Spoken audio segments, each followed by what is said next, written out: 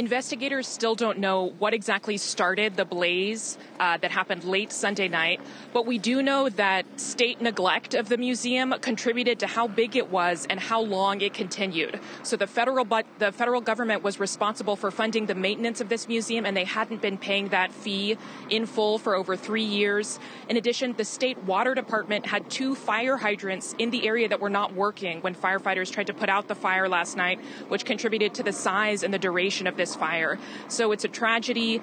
Brazilians are widely commenting that the size of the tragedy was preventable, and that it's a loss that is linked to politics and linked to government neglect of educational and research facilities in this country. There's a harsh austerity package that's going on right now that Brazil's president Michel Temer has been criticized for, and people are linking that to the poor upkeep of the museum and just the scale of the loss that we're looking at.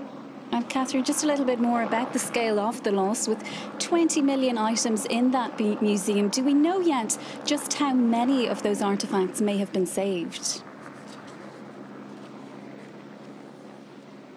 We don't know yet, and it's suspenseful and sad because they include indigenous art, they include Egyptian and Etruscan artifacts, they include fossils, the biggest meteor found in Brazil, the oldest human skeleton found in Brazil, a between 20 and 25-year-old woman who lived over 12,000 years ago, who researchers affectionately refer to by her first name, Luzia.